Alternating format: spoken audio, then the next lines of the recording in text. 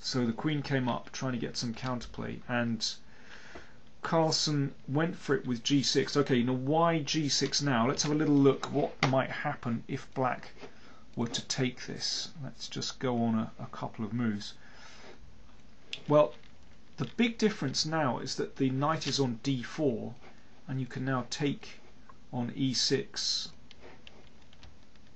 and these light squares are creaking, and suddenly black is in all kinds of trouble. The lad says, I mean, he seems to be out of form, but still he's among the top. Yeah, I think that's a good point. You feel that Carlsen still could give more, and yet he's still, you know, in contention for top spot. Yeah, extraordinary. Carlsen has, Felix, he says, Carlsen has very power at the end of tournaments like Wijk. He has very power. Okay, we must watch out for that very power. Okay. So G6 happened, but I'm just showing why it can't be taken. But obviously G6 is nice to open up lines. So this was the game continuation, and Carlsen took and played Queen D3. So here now there's no Knight A3 check. We can see directly why King A1 is very important. So now Nakamura has to decide what to do about this pawn. I mean, white is basically going to open up lines very, very quickly in one of these ways, so it's time to do something. Okay, so he blocks it with h6. It's the standard way. And now this next, I remember we were looking at this live, and although, you know, it seems as though white is making progress, we couldn't quite see exactly what to do. And then Carlsen played Queen G3, and at first we went, Queen G3, what does that do? And the more we looked at it, the better this move got. It holds everything together. It also preempts this move Knight E5. Sometimes in this position Knight E5 was a very good defensive move, attacking the queen and attacking this pawn and gaining a vital tempo in some lines. But Queen G3 preempts that move, protects this one, so that sometimes you're threatening to take and maybe play into D5 and you don't have to worry about this pawn going.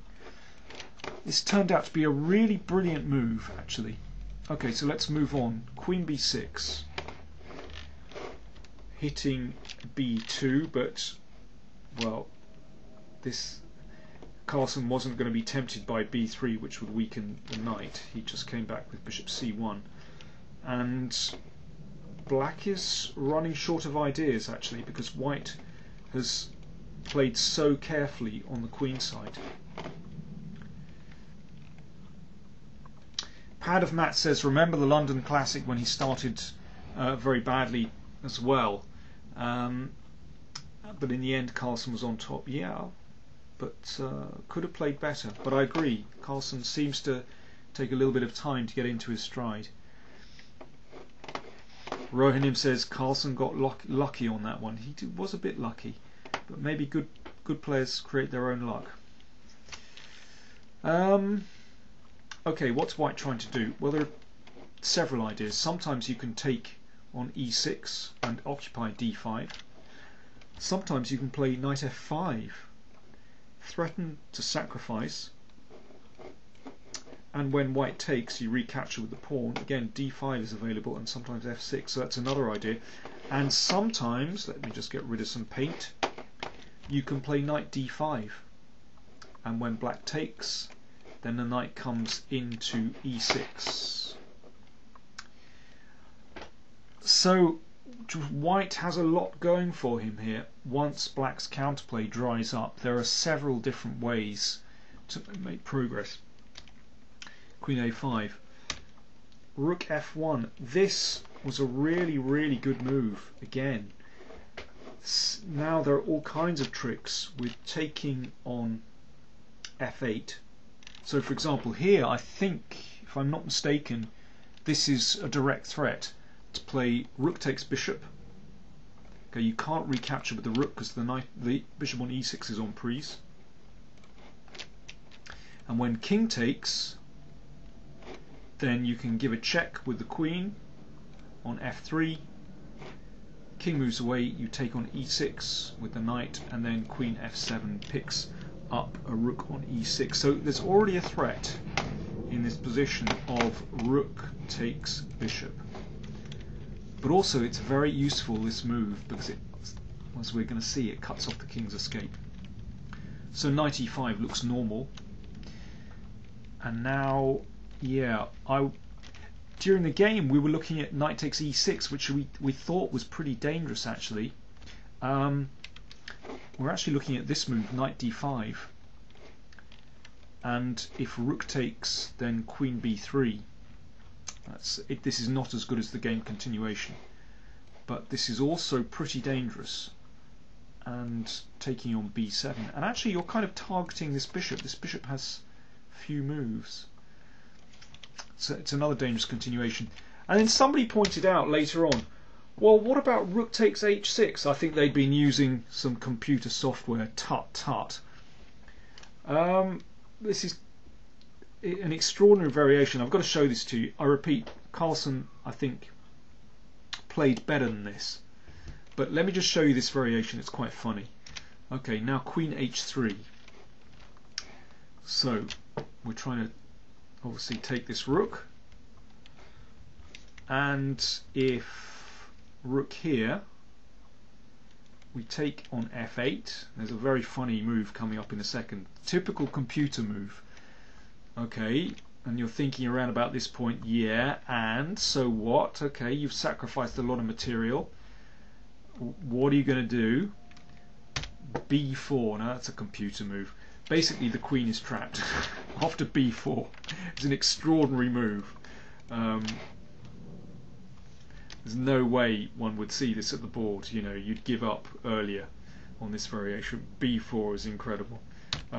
Funny thing is, because someone was saying, oh, this wins, they were obviously using their software, but actually it doesn't win. It's one of those situations where, you know, you're using computer software and at first it gives you a massive score evaluation saying, you know, white is winning, but actually you get to this position and you take the queen and suddenly you realize, this is not so clear actually. And in this position, well, white has won a pawn, but it's probably a draw. Anyway, that's a little diversion with a computer variation. Carlsen was not going to be distracted by such idiocy. He played very soundly indeed, and yeah, the way he played was so impressive. Okay, the knight comes into d5, and now white is threatening all kinds of nasty things with bishop takes h6, because there's check, that knight is flying in. So really, well, black has to take this, and Carlsen recaptured.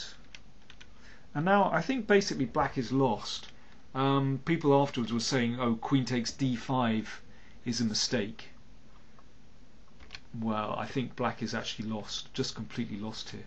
So let me give you a couple of examples. Rook c4, someone was saying, I think, well, you play this.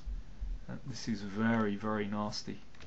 So rook c2, bishop takes. Well, this is rather similar to the game. I mean, this is absolutely horrendous. And we've got something very nasty happening on f8. Or, let me see, queen a4, threatening the knight. Well, maybe you can plunge in, but I think a simple move, c3, just holding things steady. I think white is simply winning. You know, black has no real counterplay on the queen side. You're teeing up for bishop takes h6. By the way, don't forget knight e6. This is really all over. So by this stage, Naka has gone. Naka is knackered, basically. He took on d5, which looks like a plausible move, but actually white wins by force. You know, in most chess positions, the first thing I look at is the most direct move, because you always want to, if it works, great. If it doesn't work, okay, you rule it out and you move on to something more subtle. So here, you know, we established, well, maybe you can play knight f5, you know, maybe something else that looks interesting, but first of all we started looking at bishop takes h6. It's the most direct move, and if takes, then g7, and very quickly we established this is just completely winning, and this was the game continuation. Let me just fill in a couple of details. After bishop takes h6, these variations are not very difficult actually. Even we managed to work it out, blundering away as we do. And now simply bishop e3, just opening up the h file. And we've seen this in every textbook. Rook h8 and mate on h7. Very simple indeed. Simple mating patterns, we should all know them.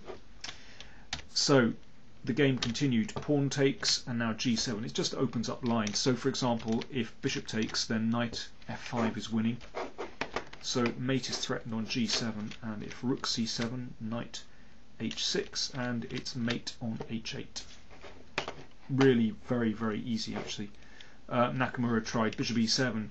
He fought to the death, and you know, that's a good thing. But this one's gone. Rook h8, mate threatened here. And now again I was looking at stuff like rook h8, just blundering through. There are several winning moves I think, but Carlsen selected a very clear move. Threat, queen h7 mate, took on h6, threat, queen h6, h8 mate, played bishop f6, well fought Naka, but I'm afraid it ain't happening. Check, and now it's mate after rook e1, and finally Nakamura gave up. But yeah, respect to Naka for going the full way and making Carlsen fight. I'm not one of those people that believes in resigning early. You can never resign. You're never too late to resign, basically. I think it's okay to go to the finish. So Nakamura actually resigned here. Okay, I think that was a brilliant game, and I think there were certain moves which I would highlight that really made the difference in this game. Well, first of all, I go back to this move where I think Carlsen is inaccurate, and this gives White a very strong attack. And yeah, Weisserläufer says I think King A1 was the best move of the game. Yeah, I would also highlight King A1. I agree. I think King A1 was an excellent move. I think that's the next move I would highlight. I agree. And the next one, which I think was really very strong, was Queen G3. I think that was, with hindsight, a really superb move. So a fantastic game by Carlsen, and it'll be really interesting to see Carlsen when he actually tries his hardest in these tournaments. But he ain't doing badly at the moment. He's in second place with 5 points.